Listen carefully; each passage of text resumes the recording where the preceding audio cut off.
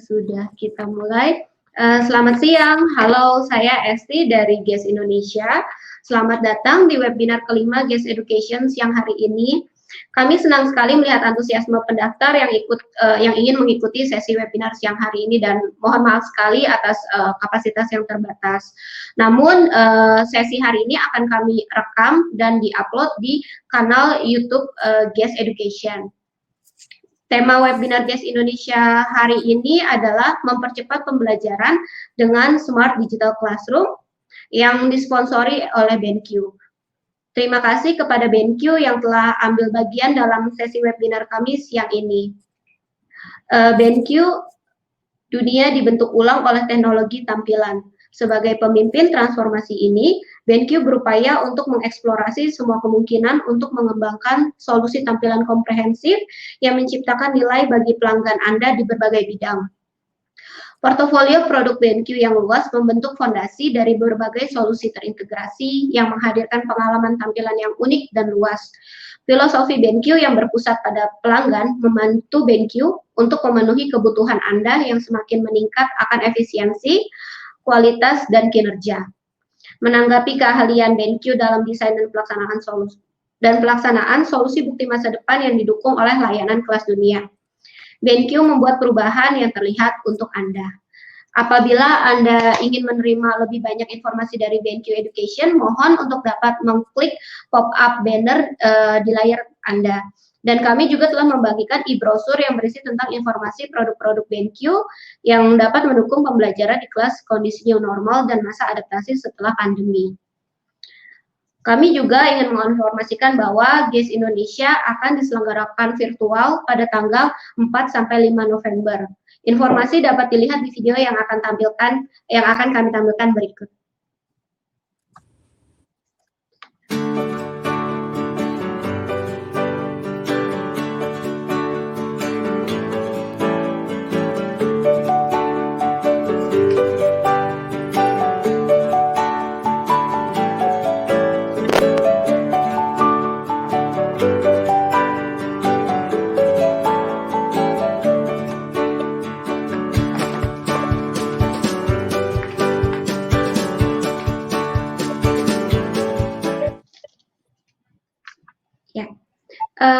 Berikut informasi tentang acara virtual event GES Indonesia yang akan diselenggarakan pada tanggal 4-5 November.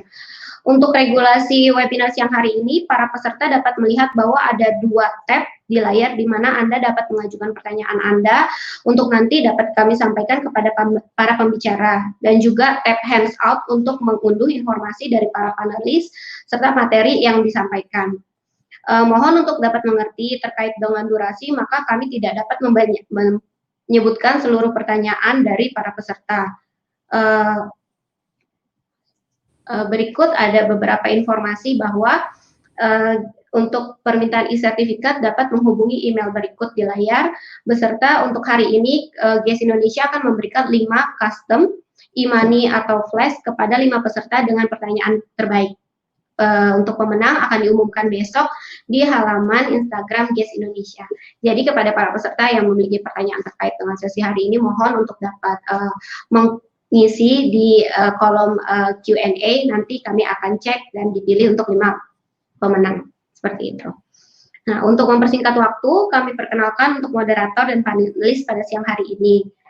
Kami ucapkan terima kasih atas kesediaan Ibu Pepita selaku founder dan managing director Revo Indonesia yang kembali bersedia menjadi moderator di webinar siang hari ini. Mohon maaf untuk Prof. Dr. Eko Indrajit, beliau agak sedikit telat karena ada panggilan ke Istana Presiden. Beliau akan join sesudah secepat mungkin. Selanjutnya kami ucapkan terima kasih juga kepada Dr. Lestari Nurhayati selaku Vice Rector 4 untuk Inovasi dan Bisnis, London School Public Relations, Communication and Business Institute, serta Ibu Juliana selaku Head of Program Putra Sampurna Foundation School Development Outreach. Selanjutnya kami persilakan kepada Ibu Pepita untuk dapat memimpin sesi diskusi siang hari ini, Bu. Terima kasih, Bu. Terima kasih Mbak Lestiani. Senang sekali kita bisa bertemu kembali. Bapak Ibu sekalian, terima kasih sudah menghadiri acara hari ini di webinar kelima GSS. Dan senang sekali juga saya bisa kembali menjadi moderator Bapak Ibu sekalian. Saya perkenalan sedikit dulu. Saya Pevita. Saya seperti tadi Bu Lestiani sudah menceritakan, saya memulai sebuah startup yang namanya Revo Indonesia. Startupnya ini berkecimpung di dunia educational technology pada saat ini, dan yang pasti bukan kebetulan bahwa ternyata dunia educational technology pada saat ini menjadi dunia yang sangat lagi trending banget ya, trending topik gitu kalau misalnya di sosial media. Jadi dengan adanya pandemi, malah pandemi itu menjadi sebuah alat akselerasi di dunia educational technology di Indonesia. Jadi dengan senang hati hari ini kita akan berdiskusi bersama-sama dengan beberapa panelis kita yang keren-keren hari ini mengenai topik ini. Khususnya kita akan bicara tentang karena saya menerima topiknya dalam bahasa Inggris, jadi saya bacakan topiknya dalam bahasa Inggris ya. Accelerating Learning Process with Smart Digital Classroom, yang artinya adalah percepatan proses pembelajaran dengan digital classroom yang smart ya. Jadi saya akan memulai dengan introduksi dulu kedua panelis yang cantik-cantik yang ada bersama-sama kita siang hari ini. Nanti Prof. Eko akan menyusul langsung masuk. Jadi saya akan persilakan dulu. Mungkin pertama kepada tadi karena Ibu Juliana dulu yang muncul. Boleh silakan Ibu Juliana dulu perkenalkan nama, terus kemudian mewakili institusi apa, dan kemudian kesibukannya sehari-hari sebagai apa. Silakan Bu Juliana. Halo, selamat siang semua para peserta GES webinar kali ini. Biasanya setiap tahun saya suka manggung tuh di GES secara face to face, tapi kali ini kayaknya kita harus bertemu secara daring. Oke, perkenalkan semuanya. Terima kasih Ibu Pevita sudah memulai sesi introduksi ini. Nama saya Juliana. Saya sekarang bekerja di Putra Sampurna Foundation School Development Outreach. Saya adalah Head of Program dari Putra Sampurna Foundation School Development Outreach. Kami sehari-hari memberikan pelatihan, konsultasi, dan juga bimbingan kepada guru-guru dan juga kepada sekolah yang ada baik di Jakarta maupun di luar Jakarta. Nah, rata-rata penerima manfaat kami itu berada di luar Jakarta. Nanti saya mungkin akan sharing sedikit nih mengenai tantangan guru-guru yang kami hadapi, guru-guru kami yang berada di remote area terutama, karena ini sangat menarik. Mungkin itu sekilas mengenai saya, Bu Pevita, silahkan. Baik, terima kasih Bu Juliana. Nah, sekarang kita akan sambut juga Ibu Lestari Nurhayati ya. Silakan Ibu, dan juga kemudian enaknya kita panggil apa nih, dokter atau profesor atau Ibu atau bagaimana? Silakan Bu. Iya, terima kasih Ibu Pevita. Saya rasa dipanggil saja dengan nama saya ya. Memang saya saat ini, saya Lestari Nurhayati, saat ini menjadi Vice Rector 4 atau Wakil Rektor 4 untuk bidang inovasi dan bisnis di Institut Komunikasi dan Bisnis LSPR Jakarta. Dan memang dalam sehari-hari kami itu selalu berusaha untuk membantu berbagai pihak, termasuk masyarakat dan dunia pendidikan, untuk saling mengembangkan sistem pendidikan yang ada di Indonesia. Tapi memang yang menarik, saya tahun lalu juga hampir setiap tahun juga selalu datang di acara GES secara langsung ya, kita luring ketemu dengan para guru, ketemu dengan para praktisi di bidang pendidikan. Itu sangat menarik sekali, dan saya sekarang tetap berbahagia meskipun hanya melalui daring, tapi kita nanti akan bisa berdiskusi dan saling mengembangkan gagasan serta ide di bidang pendidikan online kali ini. Saya rasa begitu dulu, Ibu Pevita, silahkan. Baik, ini saya langsung dapat ide-ide pertanyaan yang nanti akan saya lemparkan. Kayaknya ini pertanyaannya seru-seru nih. Oke, kita mulai dulu dengan pertanyaan pertama ya. Pertanyaan pertama pasti yang paling gampang nih, Bu sekalian. Pertanyaan pertama adalah, kita tahu ya, masa pandemi ini justru membawa banyak akselerasi untuk sebuah perjalanan transformasi di segala bidang. Nah, ketika kita berbincang-bincang dalam education atau dalam bidang pendidikan, tentunya terjadi juga ini transformasi besar-besaran karena pandemi ya. Jadi beberapa waktu lalu juga di sesi-sesi sebelumnya ada seorang pembicara yang malah mengatakan bahwa justru agen perubahan terbesar itu adalah pandemi, gitu ya, bukannya manusia nih, tapi pandemi. Nah, sekarang pertanyaan saya adalah, menurut ibu-ibu sekalian ya, apa yang dibawa oleh pandemi ini ke sektor pendidikan? Saya mulai mungkin dengan Ibu Juliana dulu, silakan. Oke, terima kasih Bu Pepita. Kalau menurut saya ini pandemic ini is a wake up call for everyone to be more agile and adaptive. Karena setiap kali kita selalu bilang, saya sudah membawa sebuah perubahan, saya bersahabat dengan teknologi. Tapi ketika pandemik ini datang, siapa sih yang tidak kaget? Siapa yang benar-benar bilang bahwa I am friend of technology? No one. Even none of us gitu yang ada di kota, apalagi teman-teman yang berada di daerah dan teman-teman yang berada di remote area. Jadi menurut saya kita memang dengan pandemik ini membuat sebuah perubahan baru. Kalau istilah saya mungkin rock the boat yang mau nggak mau kita harus bisa beradaptasi. Jika kita tidak bisa beradaptasi, maka kita akan hanyut dalam sebuah ketertinggalan yang kita tidak tahu kapan kita bisa melakukan perubahan-perubahan tersebut. Mungkin begitu Bu Pepita. Sebuah wake up call dan juga sebuah wake up call bahwa semuanya harus menjadi agile dan adaptif ya. Oke, baik. Ibu Lestari, bagaimana menurut Ibu? Kalau saya melihat dari sisi pendidikan, ada perubahan yang sangat mendasar dari paradigmanya. Jadi ada yang disebut dengan shifting paradigm dari sisi pedagogi pengajaran. Kalau dulu kita belajar di kelas yang sifatnya tradisional, tatap muka di kelas, sekarang kita dihadapkan dengan sistem yang harus semuanya menggunakan sarana online. Meskipun ada beberapa praktikum yang masih diizinkan untuk offline. Tetapi ini sungguh memang saya sepakat dengan Ibu Juliana, ini membangunkan kita semua untuk sadar bahwa ada percepatan yang luar biasa.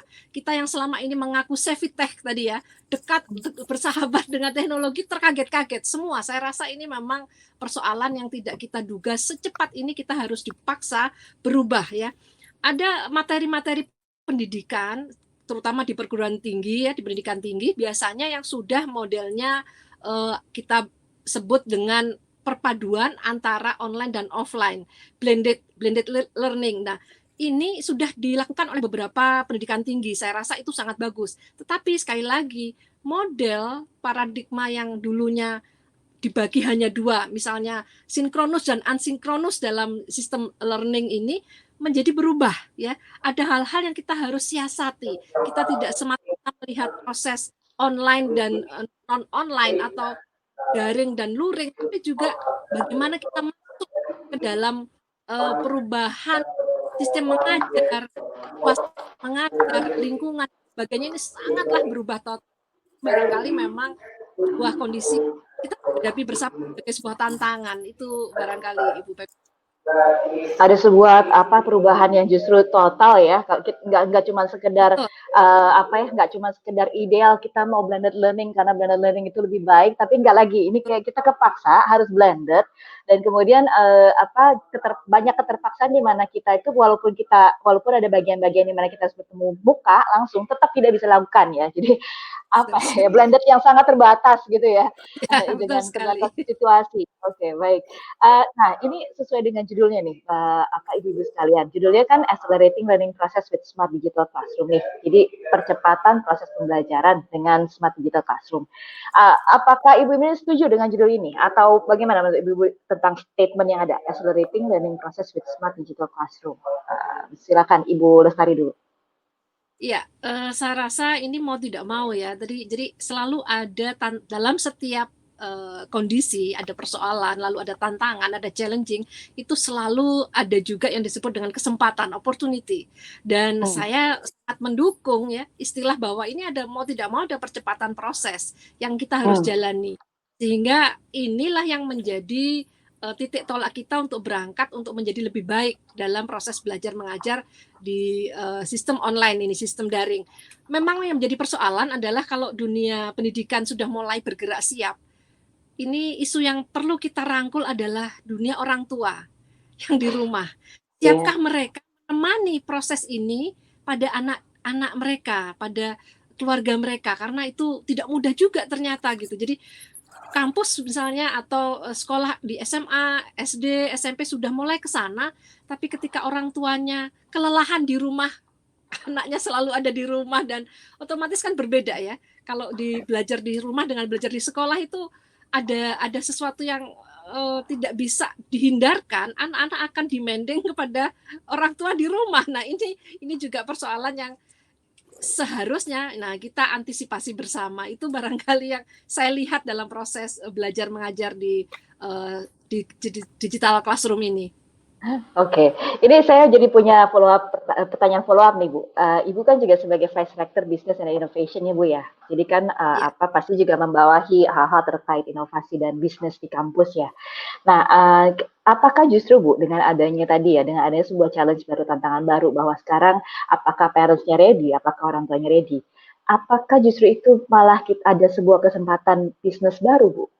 Bisnis misalnya bisnis support group buat orang tua atau apa Bu? Gimana Bu menurut Ibu? Iya, ini yang menarik. Bahkan LSPR sendiri memang kami membuka yang disebut dengan LSPR Plaza. Itu baru dibuka ketika pandemi ini. Jadi kita membuat semacam marketplace untuk teman-teman mahasiswa, alumnus, dan juga keluarga alumnus, keluarga mahasiswa, dan keluarga karyawan kami untuk melakukan proses-proses, karena yang namanya proses pembelajaran di kelas itu tidak hanya soal matematika kalau di SMP, SMA, atau SD ya, tapi juga soal pembelajaran hidup. Nah, pembelajaran hidup melalui bisnis itu juga kita mau tidak mau munculkan, dan itu kita coba tawarkan dengan hal-hal yang sifatnya langsung dekat dengan stakeholder kami. Nah, ini yang barangkali saya sepakat memunculkan ide-ide baru untuk berbisnis, untuk berinovasi, itu sangatlah luar biasa kesempatannya dalam situasi pandemi ini. Dan itu waktu itu menjadi gini, kalau saya boleh bilang ini Ibu Pepita ya, dulu saya mengajarkan misalnya Senin, Selasa, Rabu gitu, yang Kamis, Jumat itu lebih banyak untuk urusan administrasi, ada penelitian, ada kegiatan pengabdian. Sekarang rasanya waktu itu tidak cukup, karena apa? Sibuk sekali, banyak sekali yang dikembangkan pengajaran. Jadi saya merasa inilah ada kesempatan, tantangan, challenging ya, opportunity kepada kita semua untuk menjadi lebih baik dalam berbagai bidang, termasuk pendidikan yang tidak hanya pendidikan di kelas, tapi juga pendidikan hidup. Nah, termasuk mengembangkan ekonomi bisnis. Tadi saya sepakat sekali itu. Iya, wah jadi ini sudah bukan lagi kita coba bicara kuliah daring, bukan ya? Ini sudah bicaranya bahwa mungkin masa pandemi ini malah memberikan kita kesempatan untuk bicara life skills yang lebih luas opportunity-nya di masa sekarang. Betul-betul kita harus survive dan mungkin ya konservatif bisnis mungkin nggak bisa bertahan, tapi justru dengan adanya kondisi yang baru ini ada banyak opportunity baru ya. Oke. Nah, kalau Ibu Juliana bagaimana melihatnya? Tadi dengan judul Accelerating Learning Process with Smart Digital Classroom. Ini dengan sehari-hari kan bisnisnya Ibu Juliana ini kan bertemu dengan banyak guru ya, training dan lain-lain. Mungkin juga melihat permasalahan tadi ya sudah cerita sedikit ya, permasalahan di daerah-daerah remote. Bagaimana nih Bu menurut Ibu tentang percepatan proses kalau saya pembelajaran? Melihat akselerasi ini mempercepat proses pembelajaran gitu. Saya melihat pertama saya setuju dengan judul tersebut.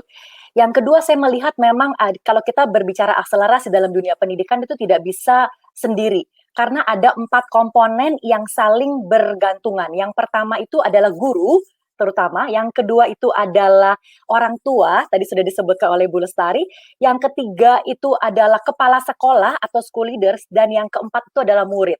Jadi ketika kita berbicara sebuah pendidikan itu ada roda yang saling bergerak, dan inilah keempat ini bagian gerigi-gerigi dari roda tersebut. Nah, what is accelerated sekarang pertanyaannya? Jawabannya itu satu, skill. Kenapa saya katakan skill? Karena kalau pengetahuan is a Google click away. Ya, kita bisa dapatkan tuh di mana saja nih. Tapi ketika pandemi ini datang, semuanya menjadi kaget. Kenapa? Karena we don't have the skill. Nah, saya katakan guru, apa yang bisa kita percepat dari seorang guru?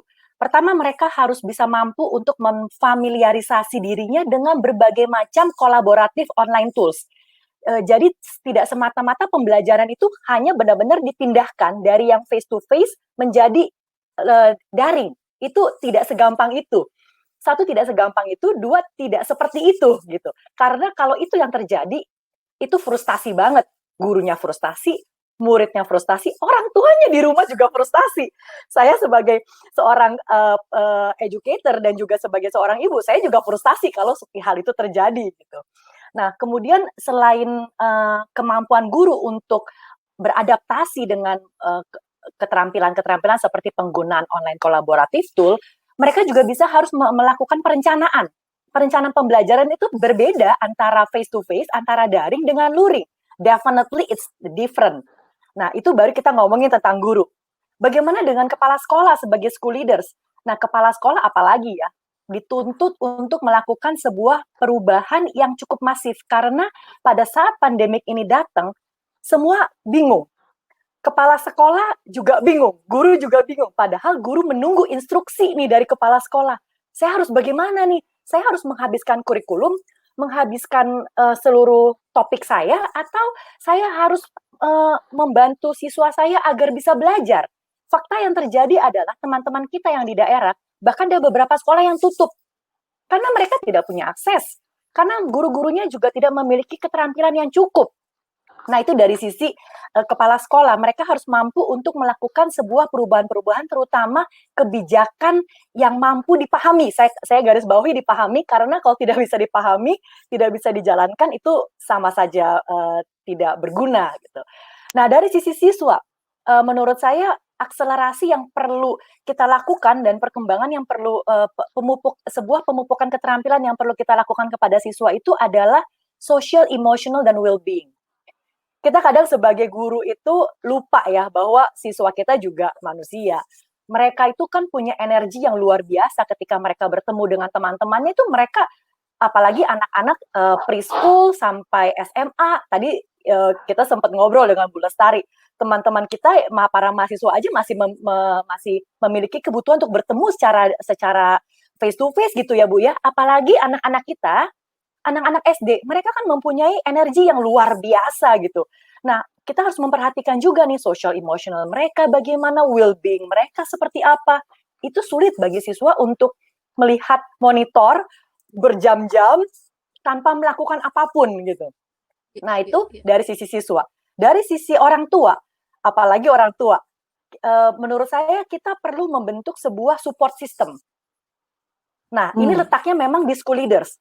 School leaders itu atau kepala sekolah perlu membentuk sebuah support system antara guru dan orang tua. Karena untuk mengalami masa pandemik ini, supaya kita semuanya lulus ujian, kita benar-benar harus membentuk sebuah support system di mana misalnya contoh, kepala sekolah mengeluarkan sebuah kegiatan atau mengadakan sebuah kegiatan-kegiatan, apakah webinar, close webinar groups, mencari tahu apa yang terjadi di rumah, bagaimana membantu orang tua untuk bisa membantu siswanya.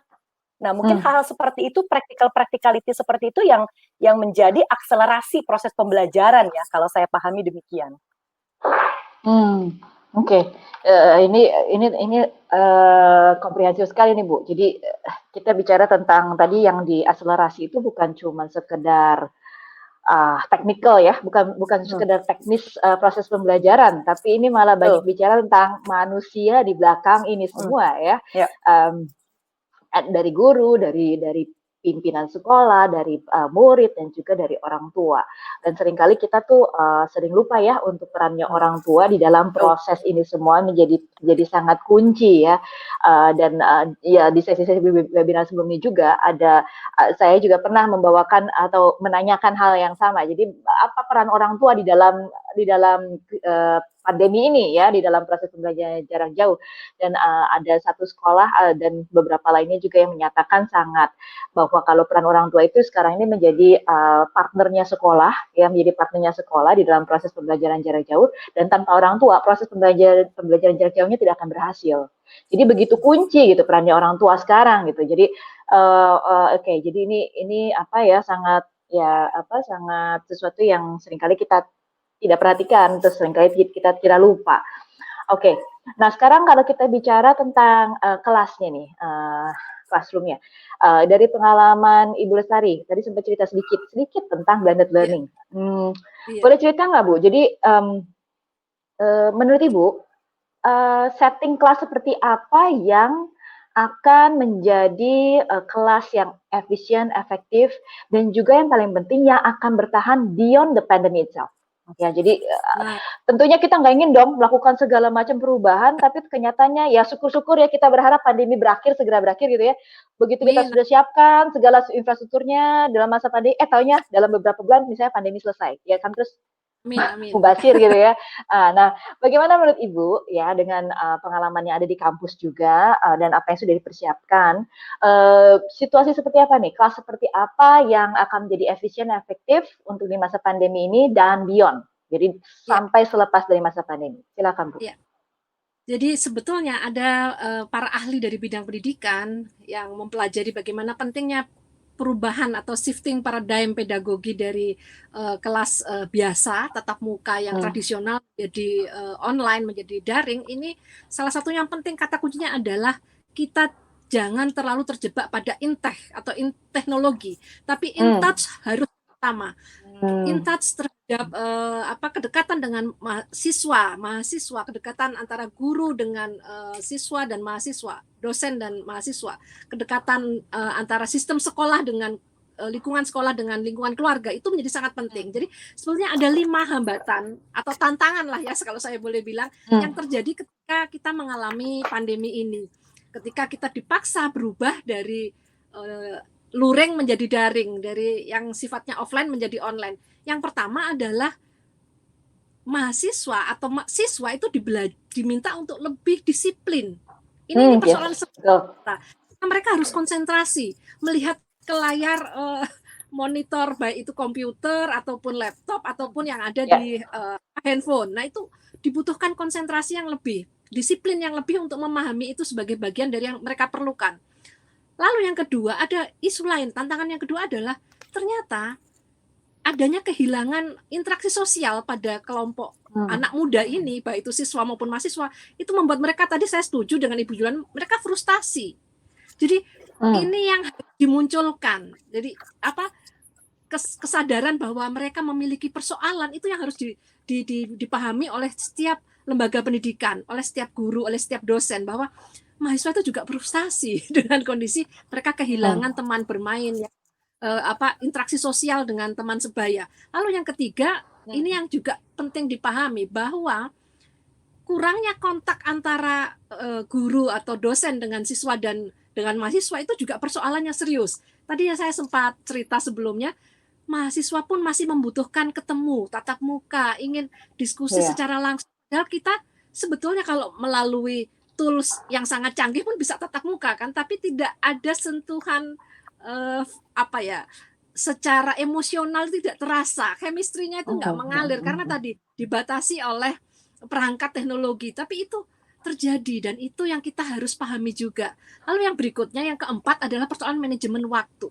Manajemen waktu dalam pendidikan online ini harus kita hati-hati karena tadi kita tidak bisa memaksa. Kalau misalnya dulu kelas itu bisa 2,5 jam, tidak bisa kita memaksa mahasiswa itu bertahan 2,5 jam, atau kalau kelas di sekolah dasar dan menengah itu 1 jam, itu harus dikurangi.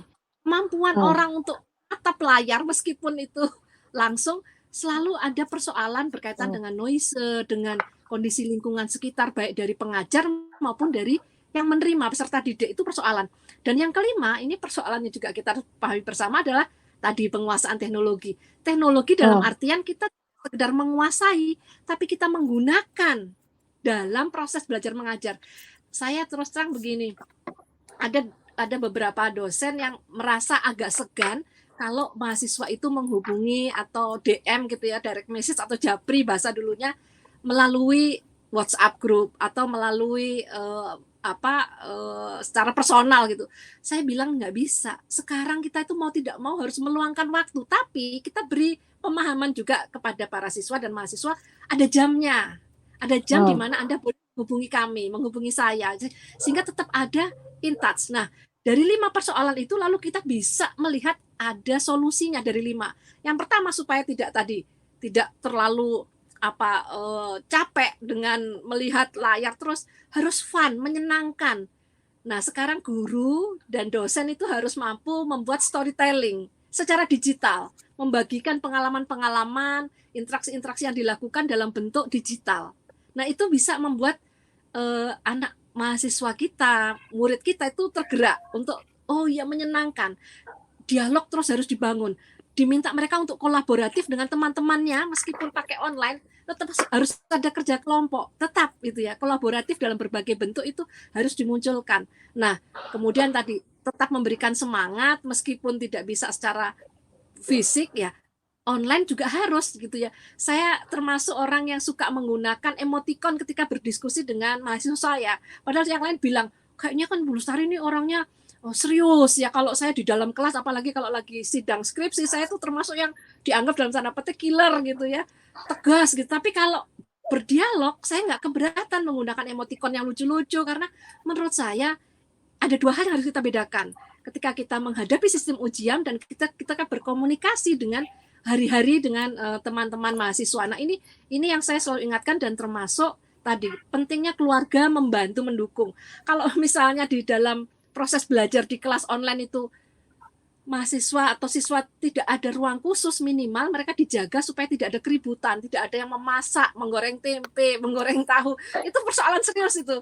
Mereka terganggu, dan kalau tidak lagi ditanya terus dinyalakan mikrofonnya, suaranya kan terdengar.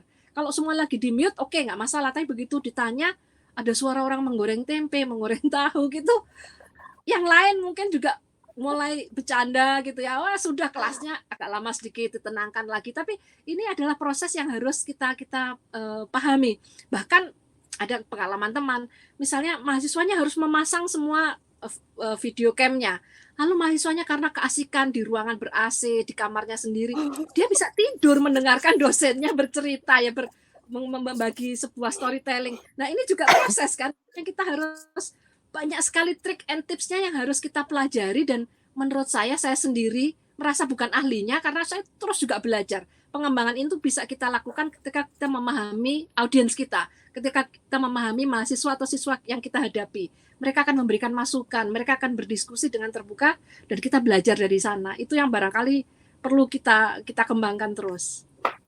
Oke, wow, oke. Ini jadi kita ngomong smart classroom, bukan, saya tadinya di dalam pemikiran saya sebelumnya ini pasti akan ngomong tentang teknologi nih, teknologi ini Enggak, itu bukannya dia utama. segini. Ternyata justru di 5 hal, ya tentunya. Tapi jadi teknologi ini jadi macam enabler ya, jadi yang memampukan untuk itu semua terjadi. Tapi dia bukan yang utama, karena kita nggak bisa bergantung sama itu. Jadi model kayak apa ya? Teknologinya boleh berganti, gitu ya. Teknologinya boleh berganti, tapi elemen-elemen ini, bagaimana tadi sebuah keterampilan yang harus diasah, bagaimana si siswa harus punya self disiplin yang lebih baik, kemudian juga mungkin juga sebuah keterampilan baru, sebuah kemampuan baru di mana mereka harus bagaimana caranya harus membuat koneksi dengan pendidik mereka dengan cara virtual ya. Mungkin itu jadi skill yang harus dimiliki oleh anak-anak gen apa sekarang, gen alpha atau gen apa sekarang. Mereka gen Z ya. Mereka mungkin harus memiliki kemampuan itu ya. Buat kita itu masih misteri ya, buat kita kayak gimana caranya kita bisa koneksi secara emosional ya, tapi mungkin itu menjadi keahlian yang bukan abad 21 lagi, abad 22 mungkin ya, yang mereka harus miliki gitu, bagaimana bisa berkoneksi secara emosional, secara virtual. Dan kemudian justru hal-hal yang time management itu juga kemampuan yang sepertinya udah lama kita tahu ya, tapi pada saat ini menjadi sangat nyata. Bukan lagi permasalahan bangun jam berapa, sarapan jam berapa, tapi bicara tentang mengelola waktu di mana harus belajar, konsentrasi, pada saat yang sama harus ketika kita break dari video call harus matanya harus melihat keluar, harus relax, karena kalau nggak gitu secara kesehatan fisik dan mental kita bisa terganggu gitu ya. Jadi justru hal-hal ini ini smart classroom, jadi situasi smart classroom justru yang harus kita perhatikan. Nah, kalau menurut Ibu Juliana gimana nih? Berdasarkan pengalaman juga nih, ketemu dengan berbagai macam model sekolah. Silakan Bu. Apa yang dijelaskan oleh Bu Lestari itu menarik sekali, karena ternyata saya mengambil satu kesimpulan, tidak hanya terjadi di kota, tapi terjadi hampir di setiap tempat. Jadi kalau tadi ditanya mengenai smart classroom, kalau saya lebih melihat bahwa focus on students, not the digital class. Karena bagaimanapun guru teknologi itu adalah katalisator. Jadi saya tidak bilang bahwa guru katalisator ataupun teknologi katalisator, tapi mereka berdua itu adalah katalisator. Guru katalisator, teknologi itu katalisator.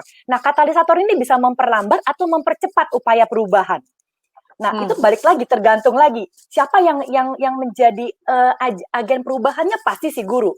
Jadi keduanya bagaimanapun harus berjalan selaras untuk menghasilkan sebuah lompatan yang jauh untuk mewujudkan SDM yang lebih berkualitas. Kalau saya melihatnya seperti itu. Nah, oleh karena itu ketika kita ngomongin tentang smart classroom, blended learning atau smart classroom, itu ada it's like a two side of a coin kan pastinya. Keuntungannya itu apa? Dalam sebuah smart classroom, dalam sebuah blended learning proses pembelajarannya, guru dituntut harus lebih empowered, harus lebih efektif, harus lebih kreatif, harus lebih fleksibel, harus lebih engage, dan harus bisa juga memperhatikan differentiation learning ya, differentiated learning, karena kita tidak memiliki tidak memiliki fleksibilitas, guru tidak memiliki fleksibilitas untuk bisa melihat muridnya satu persatu dan melihat dan berinteraksi dengan secara face to face. Ini menjadi satu tantangan tersendiri. Nah, ketika kita berbicara apa sih what should be sustainable yang harus dipersiapkan, menurut saya satu yang harus kita lihat itu adalah skill si guru. Karena mau sekarang, mau nanti, bagaimanapun seorang pendidik itu harus mampu mengolah pembelajarannya menjadi lebih menarik, menjadi lebih engaging. Kalau kita dulu selalu bilang pembelajaran aktif gitu ya, kreatif, efektif, menyenangkan. Di sini kita benar-benar diuji. Apakah memang kita sebagai guru sudah menyelenggarakan pembelajaran yang aktif dan menyenangkan gitu. Karena itu jadi jargon tuh sebenarnya.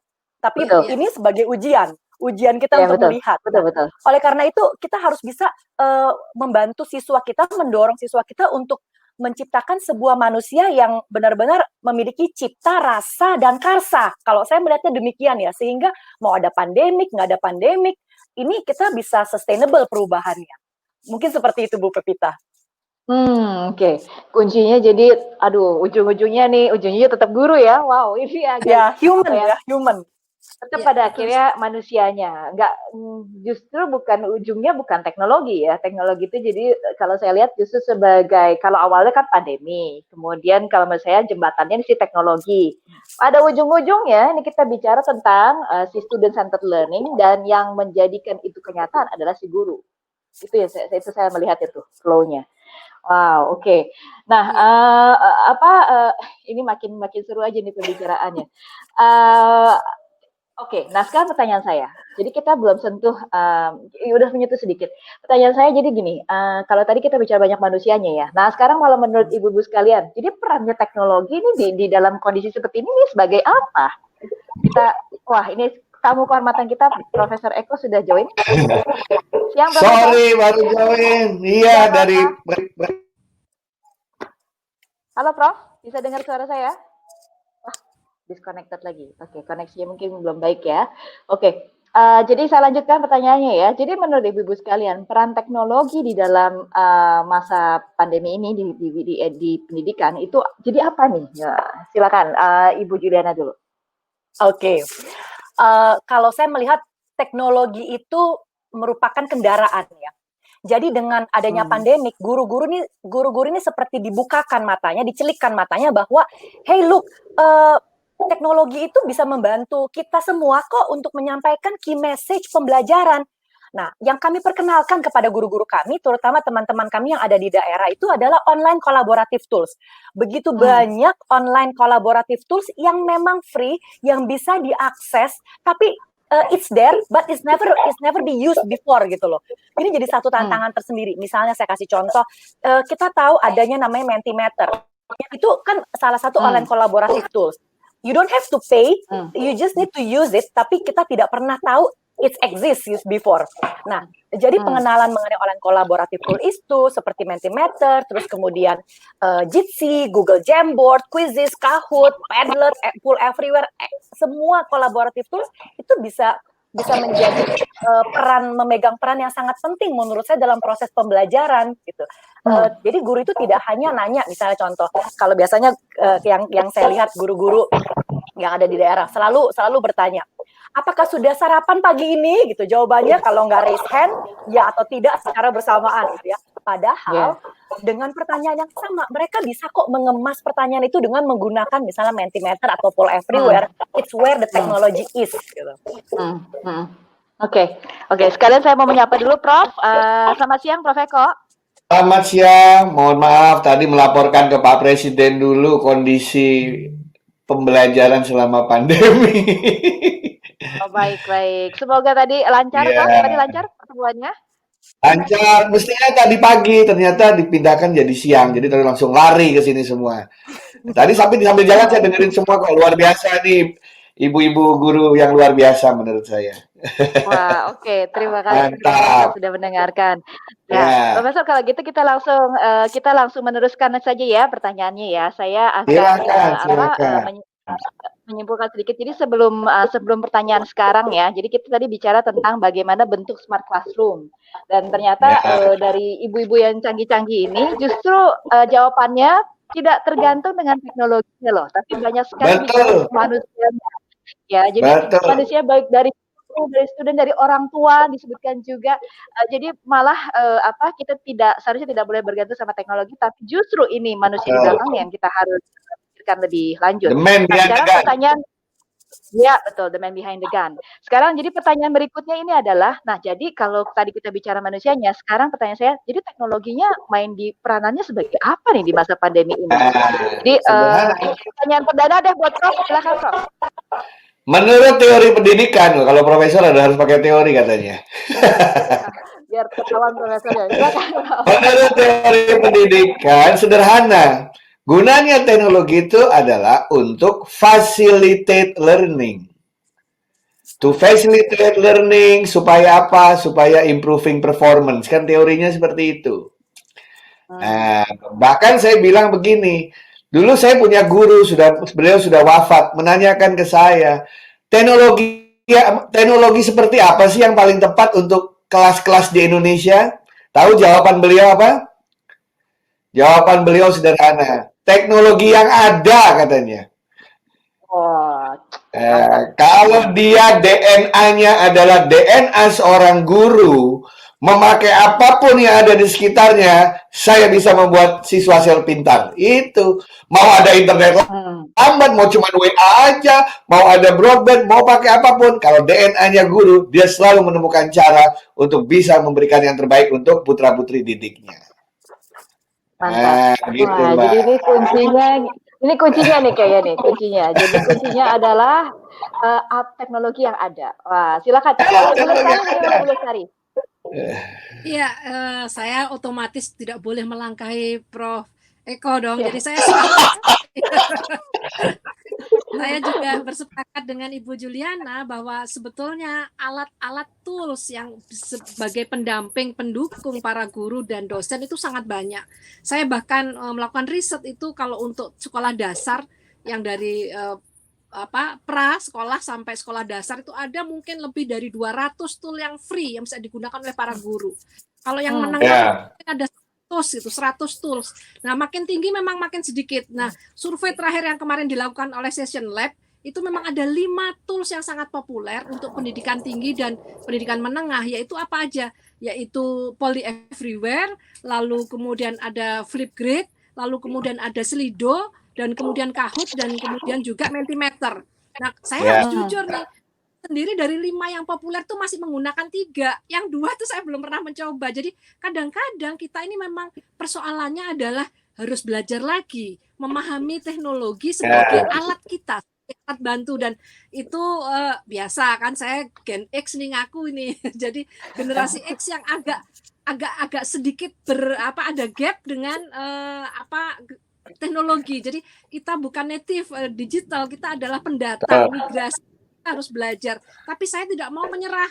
Jadi saya selalu belajar juga ke para dosen-dosen yang jauh lebih muda yang sudah sangat menggunakan semua tool itu. Saya ingin belajar dan saya praktekkan, dan alhamdulillah memang jadi lebih menyenangkan, teman-teman mahasiswa lebih bersemangat.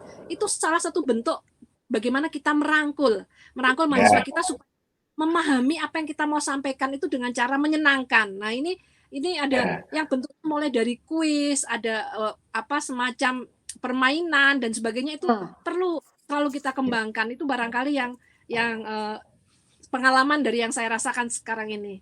Bu Lestari, Nah, pertanyaan, silakan Bro. Bu Lestari sama saya itu sama. Kita bukan generasi X sebenarnya. Kita itu milenial senior kitanya. Nggak mau ngaku tetap ya. Denial.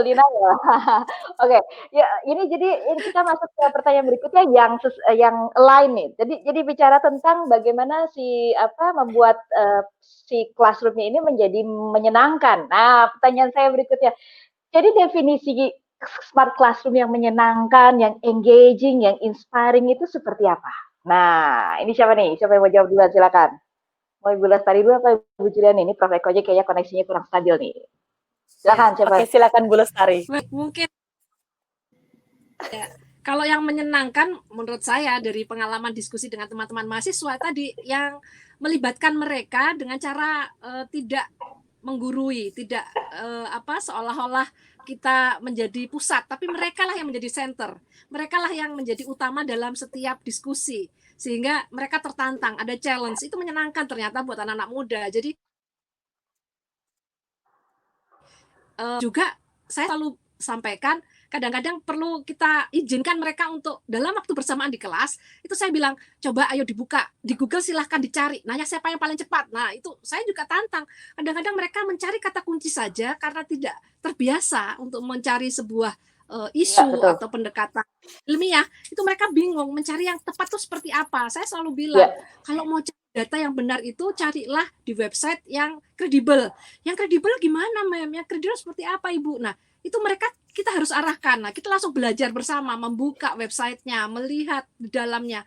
Kadang-kadang teman-teman tuh banyak mengutip misalnya sesuatu yang kurang ilmiah. Nah, itu kita bilang, janganlah pakai website yang abal-abal gitu, yang tidak ada pertanggungjawabannya, tidak ada pengelolanya. Itu saja teman untuk ukuran pendidikan tinggi harus dilatih, harus diingatkan. Apalagi yang untuk teman-teman di kelompok pendidikan SD, SMP, SMA itu apalagi ya. Jadi kita harus tidak menyerah untuk membuat permainan-permainan. Kadang-kadang ya kalau saya pribadi selalu bilang bercanda di dalam kelas itu memang tidak mudah ya. Saya sampai ikut kursus bagaimana membuat kelas itu menarik. Saya harus memahami cara berpikir mahasiswa, kan berbeda dengan kita. Yang lucu buat anak muda itu adalah bahasa-bahasa yang kekinian. Nah, ini yang saya juga mau tidak mau harus mengikuti. Jadi yang Instagram saya pun itu isinya dengan mahasiswa banyak, karena saya butuh update dari apa yang mereka perbincangkan, yang mereka diskusikan sebagai bagian dari untuk pendekatan kepada mereka supaya saya tidak akan menjadi teman ya. Saya selalu bilang saya bukan teman, saya tetap dosen, tapi saya ingin memahami mereka dengan cara melihat koneksi mereka dengan dunia internet, dengan digital life itu seperti apa. Itu yang barangkali menurut saya menjadi menyenangkan. Itu cara berpandang saya sendiri ya. Oke, jadi saya ambil beberapa kata kuncinya ya, Bu. Tadi Ibu sebutkan pembahasaan. Jadi bagaimana berbahasa yang bisa membuat mereka punya koneksi ya, connectedness ya dengan Ibu. Terus kemudian juga kita sendiri sebagai pendidik itu harus menantang diri kita supaya kita belajar terus gitu ya, belajar terus dalam arti tools itu kan hal teknis banget tuh, tools apa yang relevan di dalam penerimaan mereka gitu ya, terus bisa jadi juga termasuk tools social media channel mana yang mereka gunakan ya, itu termasuk tools untuk pembelajaran kalau menurut saya. Oke, nah kalau Ibu Juliana gimana Bu? Apa definisinya classroom yang engaging, yang menarik, efisien, efektif? Silakan Bu. Kalau saya melihat dari perspektif siswa-siswa mungkin dari preschool all the way sampai SMA ya. Kalau mungkin tadi Bu Lestari melihatnya dari perspektif mahasiswa. Kalau menurut saya inspiring classroom itu yang melibatkan siswa sebanyak mungkin, melibatkan sebanyak mungkin panca indera siswa. Jadi ketika mereka terlibat, kalau mereka hanya mendengarkan saja, memang walaupun fakta menunjukkan bahwa siswa-siswa kita banyak yang gaya belajarnya itu adalah auditori gitu ya. Tapi itu ternyata tidak membuat siswa-siswa ini menjadi lebih mengerti. Tetapi jika kita melibatkan mereka dengan berbagai macam kegiatan dan mereka terlibat, itu membentuk sebuah ketertarikan. Ketika mereka sudah tertarik, mereka akan stay di tempat itu beberapa menit. Itu pun kita harus melihat lagi attention span-nya siswa. Pastinya berbeda antara murid-murid yang ada di preschool dengan SD, dengan SMP dan SMA gitu. Tadi Bu Lestari sempat menyampaikan bahwa mereka mahasiswa ibu aja tidak betah ya Bu ya jika berlama-lama. Nah, kita bayangkan apa yang terjadi dengan anak-anak preschool. Oleh karena itu, menurut saya se-inspiring classroom adalah jika terjadi sebuah support system, balik lagi, antara guru dan orang tua di rumah. Jika mereka adalah siswa-siswa preschool atau siswa-siswa PAUD, diperlukan peran orang tua. Misalnya contoh ketika misalnya guru menjelaskan sebuah rasa asin. Nah, itu kan perlu dibantu oleh orang tua. Di SD misalnya, pada saat guru ingin menggunakan salah satu interaktif tool, tadi Bu Lestari menyampaikan ada 5 interaktif tool yang populer. Itu kan pasti di awal-awal perlu bantuan orang tua. Nah, ketika mereka sudah tahu dan pengalaman kami menunjukkan bahwa ternyata siswa itu cepat kok belajarnya, bahkan jauh lebih cepat daripada orang tuanya. Ada satu kasus di mana orang tuanya masih belajar nih bagaimana cara menggunakan Mentimeter, tapi siswanya ketika diarahkan dia lebih cepat dan lebih bisa masuk ke Mentimeter daripada orang tuanya. Jadi ini merupakan salah satu keunikan juga sebenarnya langsung beradaptasi dengan siswa. Nah, ketika kita sudah mengaktifkan seluruh panca indera siswa sebanyak mungkin, kita akan membentuk keterlibatan yang lebih aktif dan pada akhirnya membentuk sebuah itu cipta rasa dan karya siswa. Mungkin itu Bu Pepita. Oke. Mumpung ada Profnya nih, Prof Eko, pertanyaannya adalah apa definisi kelas smart classroom yang engaging, yang inspiring, yang exciting kalau menurut Prof? Ya, tadi benar bahwa kalau kita sudah bicara masalah e-learning, distance education, itu semuanya harus paradigmanya adalah student-centered learning. Oke. Nah, yang saya lihat kekurangannya adalah bukan di teknologinya, tapi penguasaan pedagogi dari gurunya. Nah, selama pandemi ini, saya kurang lebih mendidik 30.000 guru dalam pandemi ini, setiap hari. Dan saya membuat yang namanya cyber pedagogy, Mbak Pepita. Ya. Jadi bahwa mengajar dalam situasi smart digital classroom ini berbeda dengan mengajar ketika kita di dalam kelas. Jadi model engagement-nya, model interaction-nya, model feedback-nya is totally different istilahnya. Bukan hanya memindahkan dari kelas biasa ke kelas yang baru. Nah, kata smart itu muncul ya. Kalau smart itu sebenarnya ada singkatannya tuh Mbak. Ya, biar bisa tahu ya maknanya. S-nya itu adalah sensing. Tadi Bu Juliana mengatakan semua panca inderanya ikut gitu ya. Jadi digital classroom tuh bisa sensing. Termasuk yang paling baru saya lihat dia bisa lihat itu mulutnya cemberut atau senyum itu. Kalau cemberut berarti boring nih kelasnya. Ada indikatornya tuh itu boring gitu ya. Nah, kalau sudah di sensing maka masuk ke M. M itu artinya measure ya. Jadi sang guru maupun peserta didikannya bisa memeasure seperti apa sih engagement yang terjadi gitu ya. Nah, kalau sudah di measure, bisa menganalisis, ya, bisa melakukan analisis. Contoh, banyak yang menggunakan quizzes, menggunakan Kahoot, tapi tidak pernah menganalisis hasilnya, benar nggak? Ya kan? Hasilnya kan kelihatan. Di topik bahasan mana anak-anak tidak banyak mendapatkan. Dalam topik bahasan mana berapa persen yang bisa menjawab. Kebanyakan senang mengikuti peristiwanya. Tetapi bagi seorang guru, dia harus menganalisa hasilnya itu. Ya kan, ini ada anak yang udah 18 detik, jawab salah. Udah mikir salah pula, gitu kan istilahnya. Nah, itu kan kita bisa menganalisa terjadi apa. Sebaliknya ada yang anak 2 detik jawab cepat, 2 detik jawab cepat. Nah, saya biasanya menggunakan hasil itu untuk berinteraksi. Nah, misalnya sekarang kita punya asisten nih, Dewi Agus, Jimmy. Nah, ini yang benar terus ya. Jadi nanti kalau tanya masalah danau, tanyalah mereka. Kalau nanya candi-candian, tanya sama si Ujang nih paling bagus. Nah, itu terjadi seperti itu. Ya. Nah, jadi ada hal semacam. Nah, setelah analisis, ya, baru ada yang namanya respons kita apa terhadap itu semua. Nah, T-nya tadi dari rethinking ulang. Jadi saya mengatakan smart digital classroom adalah sebuah situasi di kelas di mana ya kelas itu apa yang dibutuhkan siswa, apa yang dibutuhkan pendidik maupun tenaga pendidik itu sudah bisa diantisipasi terlebih awal. Karena disitulah unsur smart. Kalau kita lihat unsur smart itu apa? Smart itu kan ada di manusia ya. Kenapa manusia itu smart?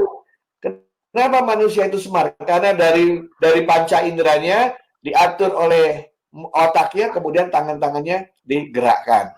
Ya, jadi saya membuat program kecil-kecilan, Mbak Pepita. Aneh-aneh program saya, yang saya bilang tadi. Ada anak yang menguap, itu nanti di program saya kelihatan udah nguap 2 orang, gitu kan? ada yang matanya nggak lihat kamera ke kanan dikit, itu pasti kalau nggak lagi WA, Netflix, YouTube kan tuh istilahnya. Nah, tetapi bukan untuk memberikan peringatan, tetapi untuk memperhatikan guru seperti itulah karakteristiknya mereka. Ya, sehingga bagaimana kita membuat interaksi yang tepat, engagement yang tepat, dan lain sebagainya. Ya, apalagi kan ibu-ibu tahu kan, kalau video mati itu kan anak-anak alasannya banyak, mulai dari alasan kuota lah, alasan itu kan. Tapi tiba-tiba kalau kita bilang, ayo, siapa yang videonya kelihatan dapat A, nyala semua tiba-tiba. Nah, tetapi anak-anak milenial, correct me if I'm wrong, Bu Lestari, Bu Juliana, mereka tuh pengen kita jadi teman, bener gak? Begitu dalam engagement kita jadi teman, kita menjadi guru bagi mereka. Ketika kita bisa menjadi teman, kita digurukan, kita didosenkan, begitu. Tapi ketika hari pertama dibilang, saya guru, Anda adalah siswa, saya yang lebih ngerti, Anda adalah yang tidak. Habis itu kita dibully malah terbalik. Nah, jadi teman aja. Nah, menjadi teman lewat begini nih, istilah saya pedagogi cyber nih, Bapak Pita. Pedagogi cyber, nggak bisa kita panggil absen satu-satu, ya kan? Nggak mungkin. Nah, tapi bagaimana dengan cara kita yang aneh-aneh? Anak-anak sekarang tuh harus dikasih element of surprise, istilah saya.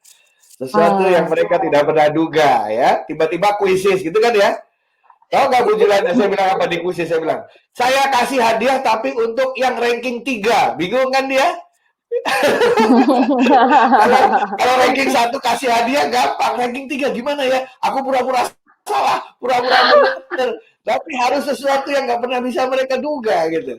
Habis itu dia bilang, Bapak bisa aja, Ibu bisa aja. Ketika mereka bilang begitu, kita sudah masuk ke dunia mereka. Apapun yang kita suruh, mereka akan lakukan. Begitu ceritanya pengalaman. Waduh, oke. Prof, saya mau nanya, Prof masih ngajar nggak, Prof? Masih ngajar mahasiswa nggak, Prof? Satu hari saya 5 webinar. Ya, jadi 30.000 guru itu semenjak pandemi, semenjak tanggal 16 Maret, Mbak Pepita. Dari guru TK, SD, SMP, sampai apa? Saya diminta contoh gimana cara mengajarkan karakter lewat video cam. Ayo, gimana? Waduh. Gimana, Prof? Gimana, Prof? Saya belum kepikir gimana cara. Ini contoh favorit saya, terutama untuk guru agama dan guru Pancasila itu. Saya bilang begini ke anak-anak. Nah, gini, saya bilang gini. Adik-adik, sekarang punya nggak musuh? Oh, banyak. Dulu teman baik, Pak. Sekarang musuh. Oke. Kasih saya 3 musuh Anda. Begitu dikasih 3 nama lengkap, saya kasih A. Wow, semua naruh kan, Bu? Dapat A. Oh, ini kemarin teman, sekarang berantem. Oke, good. Mau nggak dapat A lagi? Saya bilang. Mau, Pak. Gimana cara dapat A lagi? Kasih tahu saya nomor WA dia, atau alamat email dia, atau Instagram dia, atau Facebook dia. Punya nggak? Oh, punya, Pak. Orang dulu teman, sekarang berantem. Kalau 3-tiganya benar, Bapak kasih A. Bapak punya asisten akan ngecek, itu benar apa tidak. Dia kasih tuh Bu Pepita. Oke? Udah berapa kali dapat A? 2 kan? Nah, sekarang baru ujiannya, saya bilang. Apa, Pak, ujiannya? Bapak kasih waktu 1 minggu, gimana cara memperbaiki hubungan dengan mereka dengan cara minta maaf. Kalau tiga-tiganya berhasil memperbaiki hubungan dalam seminggu dan Anda minta maaf ke dia, terlepas dari siapa yang benar atau salah, saya kasih A. Asisten saya akan nelpon satu persatu itu. Apa yang terjadi coba? Katanya agama mengajarkan memaafkan. Katanya Pancasila mengajarkan baikan. Nah, sekarang tolong baikan lagi sama 3 orang yang menjadi musuh Anda. Belum tentu Bu Lestari, Bu Juliana, Bu Pepita bisa jalanin juga kan? Oh iya, berat banget ini. Saya tidak kasih nilai apa-apa. Pokoknya saya akan telepon tiga-tiganya itu. Kalau dia cerita ke saya benar, saya tiba-tiba ditelepon, dia minta maaf. Saya kasih A semua. Belajar budi pekerti ya dijalanin, bukan diajarin. Nah, Waduh. kayak begitu akhirnya. Ini tadi siapa yang tadi bicara tentang apa? Bicara tentang life skills. Tadi Ibu Lestari kayak tadi bicara itu ya. Jadi justru di masa pandemi ini dengan kita harus melakukan apa? Banyak daring ya, malah kesempatan untuk kita mengajarkan life skill atau anak-anak belajar life skill itu justru kesempatannya terbuka luas. Nah, ini salah satu. Bu Pepita. Siapa? Anak SMA belajar bahasa Indonesia. Saya minta dia menuliskan apa yang dikatakan ibunya ketika dia tanya ibunya, apa perasaan ibunya 30 menit sebelum dia lahir. Oh, wow. 50% berakhir dengan termehe-mehe. Oh. Mana ada yang ibunya pernah cerita ke anak SMP SMA-nya apa perasaannya 30 menit sebelum lahir? Mulai dari kesakitannya, mulai dari kecemasannya, mulai dari harapannya dan lain sebagainya. Gak ada yang pernah dengerin. Akhirnya termehe-mehe, ibunya dipeluk dan lain sebagainya. Biarkan mereka menjalani itu sendiri. Kita hanya ngasih tugas ya enggak? Kan student learning katanya. Wah, Prof, ini saya ini pertanyaan lanjutan. Ini kan ada Prof, ada Bu Lestari, ada Bu Juliana ya. Ini kan permasalahan pendidikan Indonesia ini kan saya boleh pakai kata pelik sekali ya. Jadi apalagi dengan kondisi saat ini di mana ada pandemi dan sekarang tantangannya bertambah nih, bukan cuma bicara tentang kompetensi yang tadinya yang sebelum pandemi sudah ada, sekarang bertambah lagi dengan bagaimana caranya si guru-guru ini memiliki kompetensi untuk menjalankan smart classroom secara digital atau secara blended ya. Nah sekarang pertanyaan saya, apa yang guru-guru ini harus lakukan? Karena kalau kita bicara nih Prof. Eko, Ibu Lestari, Ibu Juliana, pasti kan adalah orang-orang yang punya exposure yang luas, ya kan? Punya exposure yang luas, kemudian juga banyak tentunya sudah mengalami begitu banyak pengalaman belajar. Nah, dengan kondisi Indonesia yang begitu luas, dengan latar belakangnya beragam, bisa nggak memberikan tips ya buat mayoritas guru di Indonesia? Yang kondisinya kalau kita bisa bilang bahwa tidak sebaik kita secara latar belakang, secara kesempatan. Tips dong bagaimana supaya si guru-guru ini juga bisa survive gitu ya. Bukan cuma guru, juga pertanyaannya school leaders ya. Bagaimana bisa survive di dalam kondisi pandemi ini, bagaimana mereka bisa membuat tadi smart classroom-nya menjadi engaging, jadi interesting dengan keterbatasan yang mereka miliki. Keterbatasannya kita nggak lagi ngomong tentang teknologi ya, tapi keterbatasan secara life skill sendiri gitu. Bagaimana ya kira-kira bisa memberikan tips-tips nggak nih? Ini saya tanya ke siapa dulu ya? Mungkin ke Bu Lestari dulu, Bu. Iya, ini memang sebuah tantangan yang sangat luar biasa karena saya sih tadi sangat setuju dengan Prof. Eko bahwa pada akhirnya guru-guru inilah memang yang harus selalu mengembangkan dirinya, selalu berusaha menjadi yang terbaik untuk menjadi teman bersekolah ya. Dan menurut saya ketika kondisi keterbatasan yang ada, ini harus disiasati dengan cara tidak malu untuk mencari teman, baik itu sesama guru maupun kampus sebagai partner untuk bekerja sama. Terus terang tahun ini kami LSPR juga mencanangkan akan melakukan kerjasama dengan berbagai sekolah menengah keguruan SMK untuk bidang-bidang yang kita bisa kembangkan inovasinya. Karena kami paham bahwa guru-guru itu sangat terbatas sehingga kamilah yang bergantian turun sekarang mencari partner kami. Kadang-kadang juga, tapi ini persoalan juga yang harus kita pahami, guru-guru itu mungkin kurang pede. Nah, sebetulnya apa yang forum-forum yang dilakukan oleh GES hari ini merangkul para guru, karena dulu setiap tahun dalam bentuk luring langsung bertemu, ini sekarang dalam bentuk daring. Itu salah satu potensi yang kita bisa membuka. Saya selalu bilang kepada para guru yang ikut kegiatan ini, saya bilang silahkan hubungi saya, kita bisa berdiskusi, bisa mengembangkan apa yang jadi persoalan-persoalan di sekolah dan sebagainya. Kalau kami bisa bantu, kami pasti akan bantu, karena salah satu kewajiban dari kampus juga adalah bekerja sama dengan masyarakat, dan ini yang barangkali yang bisa saya sampaikan hari ini gitu. Itu Ibu Pepita. Oke, jadi mencari, kalau saya lihat, jadi jangan malu-malu mencari support system. Ya, support systemnya bisa dari bentuk institusinya, mungkin paling terdekat adalah ya institusinya ya. Oke, baik. Kalau dari Ibu Juliana, gimana Bu? Kalau tips and tricks ya, kalau saya melihatnya ini Bu, short structured sessions and instruction. Jadi baik itu kita kepala sekolah atau school leaders, baik itu guru, saya ambil contoh mungkin. Kepala sekolah sebaiknya memang memberikan sebagai leaders ya, mereka sebaiknya memberikan short structured instruction. Kenapa short? Karena guru itu sekarang, kalau kita balik lagi tadi masalah well-being, mereka tuh udah penuh banget. Kalau dikasih terlalu banyak instruction yang satu tidak terlalu jelas, kemudian mereka juga bingung bagaimana nih, itu malah mereka tercampur aduk sehingga tidak bisa menjalankan arahan-arahan itu dengan efektif. Jadi sebaiknya memang short, terukur, tapi kepala sekolah sudah mempunyai satu roadmap tersendiri ya, dia harus melakukan apa terhadap sekolahnya. Itu mungkin dari sisi kepala sekolah sebagai leader, selain juga tadi saya sebutkan mengenai support system, karena support system itu penting sekali. Kalau tadi kita ngomongin bisnis di awal ya Bu ya, sekarang ini kayaknya jasa psikolog itu semakin meningkat nih, diperlukan karena banyak yang stres gitu. Nah, yang kedua selain untuk kepala sekolah juga guru. Guru juga perlu mempersiapkan short structured session kepada muridnya. Tadi kita bicara mengenai engaging, bagaimana caranya yang engage, bagaimana caranya yang menarik. Nah, murid-murid itu yang saya pahami, mereka tidak bisa dikasih waktu di mana guru itu ngomongnya terlalu banyak. 15 menit is way too much gitu, is way too long buat mereka. Jadi sebaiknya sesinya kecil, kemudian interaksi. Bisa tadi melalui beberapa online kolaboratif tool. Kemudian sesi kecil lagi diskusi, kemudian online kolaboratif tools lagi.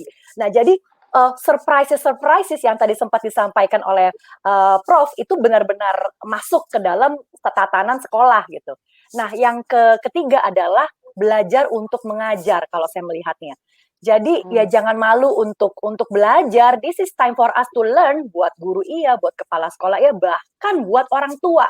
Karena orang tua ini fondasi terpenting begitu. Mungkin seperti itu bisa dipercantik dan dilengkapi oleh Prof. Oke, Prof, silakan Prof. Pertanyaannya masih sama. Jadi bagaimana nih tips dan triksnya supaya guru-guru ini bisa membuat smart classroom? Ya.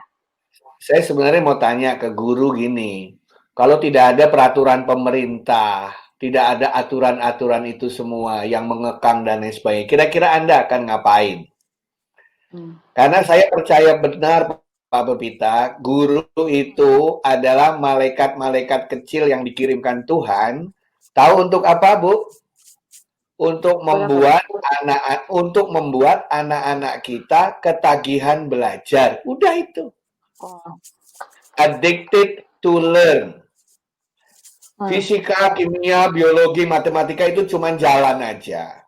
Itu cuma jalan aja supaya anak-anak kita addicted to learn. Karena kalau anak-anak kita sudah ketagihan belajar, tugas guru selesai. Nah, ya biologi, matematika, kimia itu kan ilmu hidup biasa yang kita pergunakan. Dari situlah dia menanamkan itu. Sehingga saya punya 2 quote yang selalu saya sampaikan ke guru-guru tadi. Untung Bu Juliana ngingetin saya juga. Quote saya yang pertama tahu apa, Bu Pepita? Apa tuh Pak? Silakan Prof. Ketika guru berhenti belajar, maka pada hakikatnya dia telah berhenti menjadi guru. Ya, kalau ketika guru berhenti belajar, maka dia dengan sendirinya telah berhenti menjadi guru. Karena guru sendiri yang bilang bahwa katanya belajar itu sepanjang hayat, betul ya?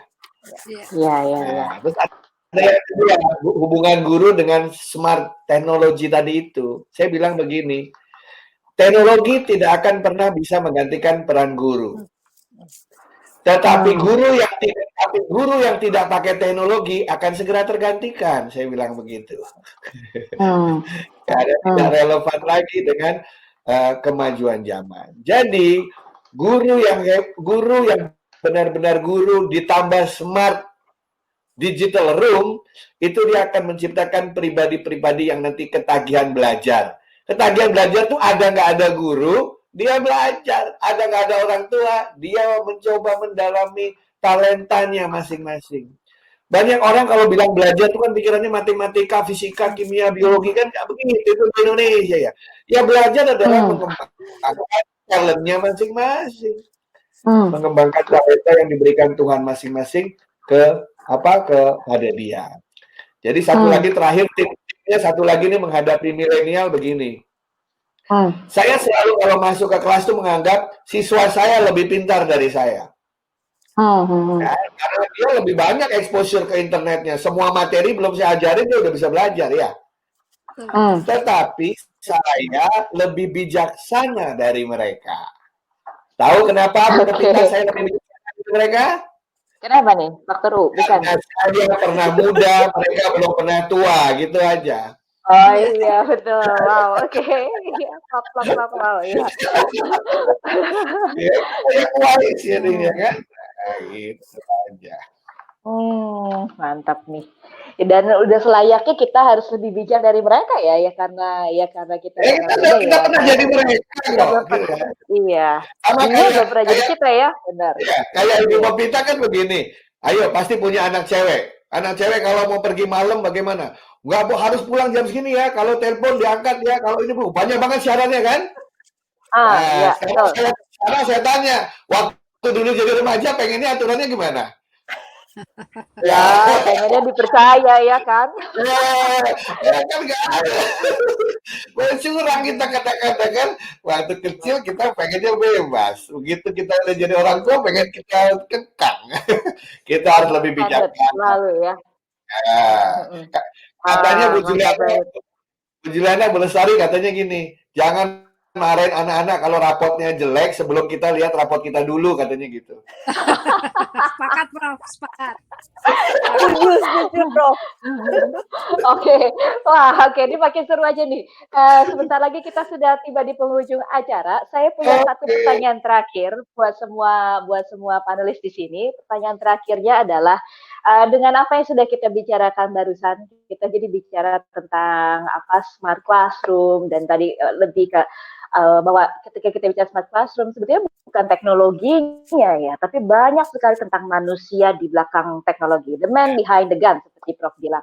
Nah sekarang pertanyaan saya yang terakhir adalah ini, menurut Bapak Ibu sekalian dari pandemi ini, jadi tadi sudah smart classroom dan lain-lain, menurut Bapak Ibu sekalian pandemi ini membawa opportunity apa untuk dunia edukasi kita? Ya, saya mulai dengan siapa dulu nih? Siapa dulu? Silakan. Ini pertanyaan terakhir, jadi silakan siapa yang mau mulai. Kalau generasi X itu Home Pimpa kalau generasi X. Home Pimpa ya, Home Pimpa di layar gitu ya. Home Pimpa nih, Prof. Saya bantuin Home Pimpanya ya, soalnya takut lagging internetnya jadi lama. Saya mulai dengan Prof dulu deh ya, Prof dulu silakan Prof, gantian Prof. Inilah kesempatan kita bergotong royong kembali menurut saya. Ya. Bergotong royong kembali itu begini. Ketika saya mengajar di satu sekolah, bukankah dengan teknologi seluruh sekolah di Indonesia bisa menikmati saya mengajar? Benar kan ya? Nah, disinilah kesempatan bahwa kita menjalin kerjasama, saling sharing. Sekolah-sekolah yang berdekatan itu banyak ya, Bu Juliana, Bu Lestari ya. Tetapi banyak mereka hanya ingin melayani dirinya mereka sendiri. Padahal ada guru biologi hebat di sekolah A, guru fisika hebat di sekolah B, guru Pancasila hebat di sekolah C, dan lain sebagainya. Bayangkan ketika guru-guru hebat itu mereka ngajar, ada yang rekam terus disebarkan ke seluruh Indonesia. Bukankah semua bisa menikmati itu semua? Itu yang saya katakan smart, Mbak. Ya, saya selalu mengatakan smart itu adalah kalau dengan usaha yang sedikit tapi bisa memberikan dampak yang besar. Tapi semua itu kuncinya bukan di teknologi, tapi kuncinya adalah di mindset kita sebagai perilaku atau sebagai praktisi pendidikan. Sharing, itulah kuncinya Indonesia untuk bisa maju. Kenapa? Karena tanpa sharing internet tidak ada, tanpa sharing Indonesia tidak merdeka. Jangan lupa itu. Jadi SD, SMP, Ya. SMA, saya paham di satu titik Anda berkompetisi dalam kondisi normal. Tetapi dalam kondisi seperti ini saatnya kita bergandengan tangan, saling sharing, tidak lagi melihat saya di sekolah apa, kamu di sekolah apa, tapi apa yang bisa kita berikan kepada orang lain, itulah yang bisa membuat kita keluar dari pandemi ini secara lebih cepat. Jadi saya usul semangat berbagi, Bu Pepita, ya. Jadi semangat berbagi, ini kita diberi kesempatan untuk bergotong royong, untuk bersharing ria. Saya yakin nanti kan omongan kita ini bisa didengarkan ke orang sebanyak mungkin, mereka bisa belajar dari situ. Teknologi membantu untuk melakukan itu. Jadi situ dari saya. Ya. Oke, terima kasih Prof. Ini kata kuncinya kolaborasi ya, kata kuncinya kolaborasi dan teknologi mengenable, memampukan kita berkolaborasi lebih lagi ya, ke lebih banyak untuk lebih banyak lagi.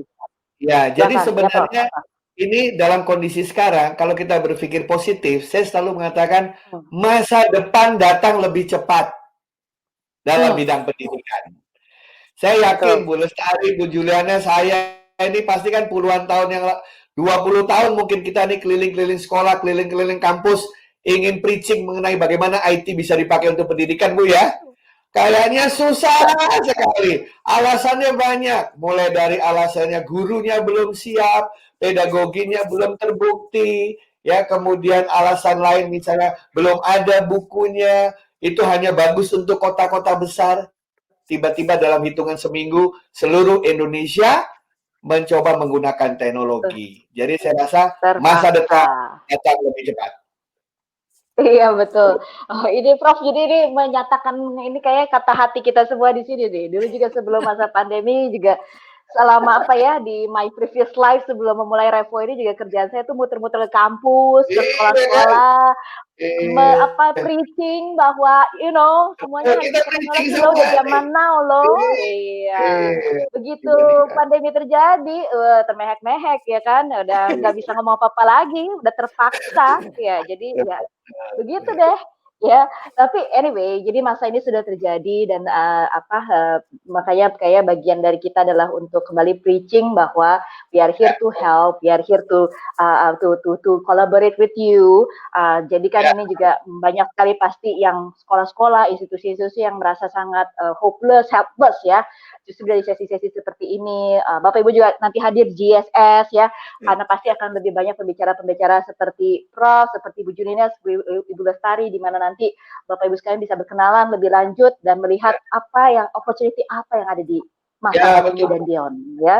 Saya rasa itu untuk guru-guru yang di daerah yang di pinggiran ya, yang mengalami kesulitan, saya bilang tidak perlu kecil hati. Kenapa?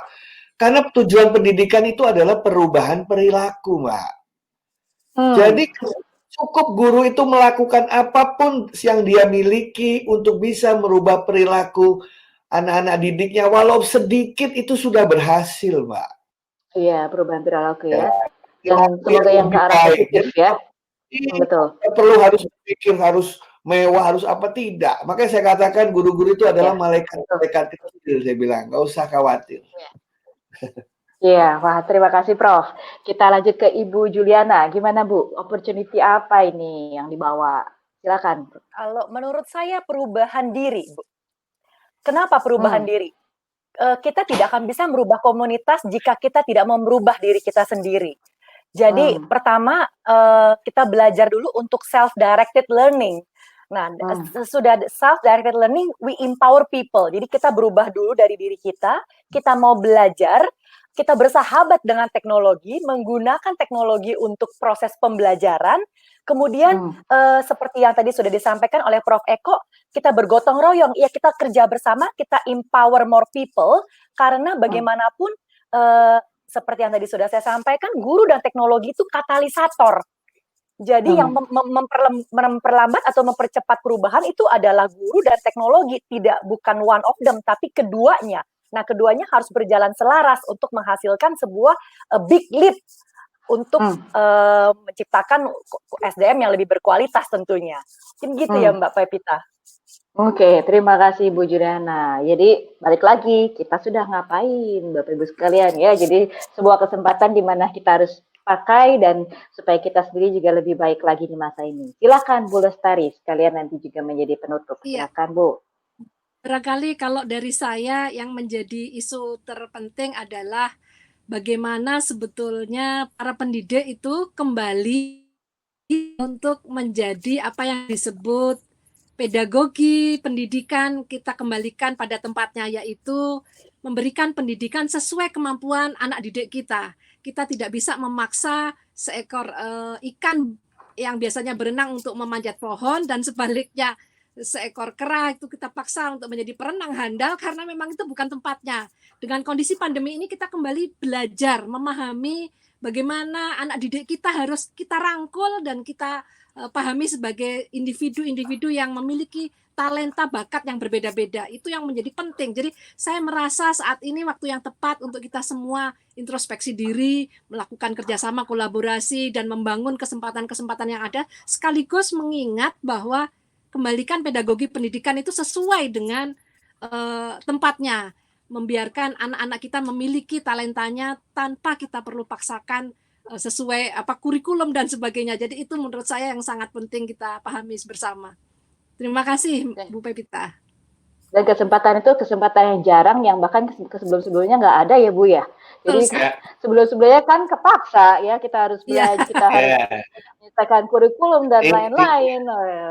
Iya. Kondisi ini tidak akan datang 2 kali dan kita tidak mau datang 2 kali. Iya. Ya jangan sampai. Ya. Jadi makanya kalau satu-satunya dipergunakan kesempatan ini Bapak Ibu sekalian untuk tadi satu untuk bisa improve ourselves, terus yang kemudian memberikan kesempatan untuk anak didik kita untuk menjelajah talentanya sendiri. Ini kesempatan satu-satunya dan hopefully hanya satu-satunya dalam hidup kita. Dan yang ketiga adalah berkesempatan untuk berkolaborasi untuk kita membawa manfaat buat banyak orang dan lebih banyak lagi. Saya rasa itu 3 kesimpulan kita hari ini.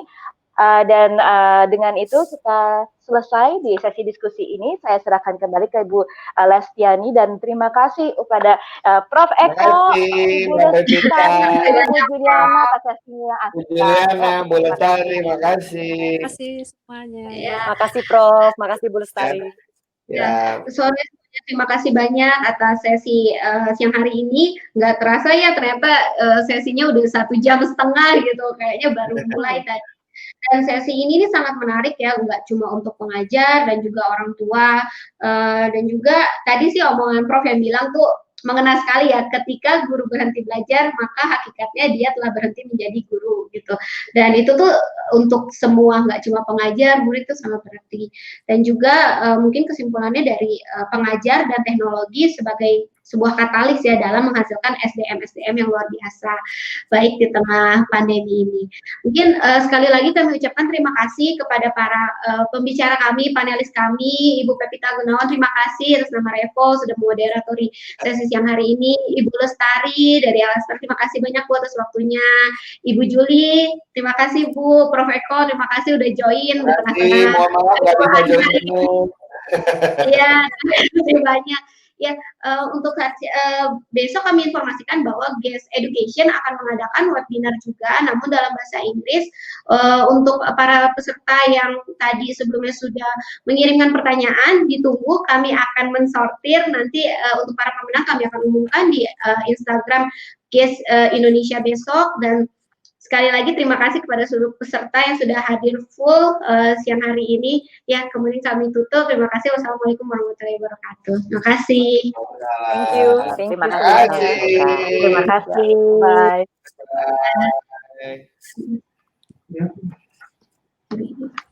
Thank you.